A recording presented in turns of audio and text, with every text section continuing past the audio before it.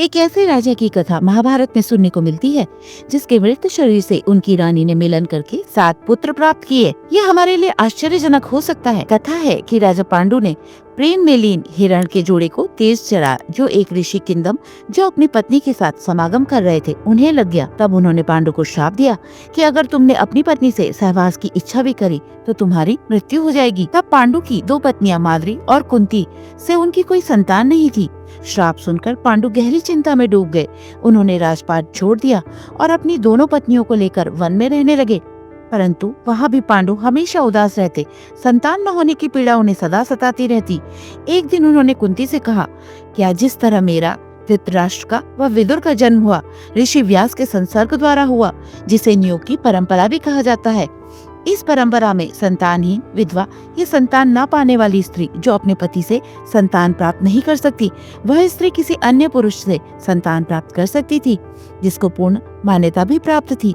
ये सब बताते हुए पांडु कुंती से बोले, तुम भी इसी तरह उत्तम वर्ण के पुरुष द्वारा मुझे संतान दो। राजा पांडु ने कुंती से बातचीत करते हुए राजा व्यूषिताश्व की बातें भी करने लगे। चंद्रवंश के राजा व्यूषिताश्व की भद्रा नामक पत्नी बहुत सुंदर थी।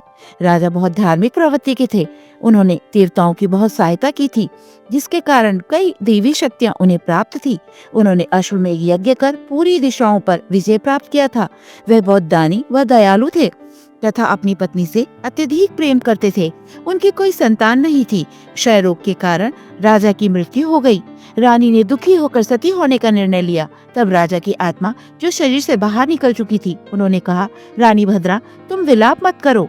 मासिक धर्म के पश्चात निर्धारित तिथि पर मेरे शरीर के साथ सो जाना, तुम्हें पुत्र की प्राप्ति होगी। रानी ने ऐसा ही किया और कहा जाता है कि उन्हें 7 पुत्रों की प्राप्ति हुई। यह कथा बताकर पांडु चुप हो गए। तब कुंती बोली, अगर राजा मृत्यु के पश्चात भी अपनी रानी को 7 पुत्र दे सकते हैं तो आप भी तपस्या के बल पर मुझे मानस पुत्र दे सकते हैं।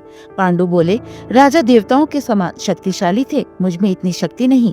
काफी विचार करने के बाद कुंती बोली, महाराज, मुझे वरदान प्राप्त है कि मैं मंत्रों द्वारा किसी भी देवता का आह्वान कर संतान प्राप्त कर सकती हूँ। पांडु प्रसन्न हो अनुमति दी। तब कुंती ने अर्जुन, युधिष्ठिर, भीम तथा माद्री को भी यही तरीका बताकर नकुल व सहदेव को पुत्र के रूप में प्राप्त किया। अब तो साइंस भी ये बात मानती है कि इंसान की मौत के 48 घंटे बाद भी उसके शुक्राणु गर्भ धारण कराने में सक्षम होते हैं और वह बच्चा पूरी तरीके से स्वस्थ होता है। शुक्राणु को मृत व्यक्ति के सर्जरी द्वारा निकाला जा सकता है या उसे प्रिजर्व करके भी बाद में संतान प्राप्त किया जा सकता है। दुनिया की सबसे प्राचीन सनातन सभ्यता साधु संतों की भूमि तो है ही, साथ ही विद्वानों व वैज्ञानिकों का भी स्थल रही है।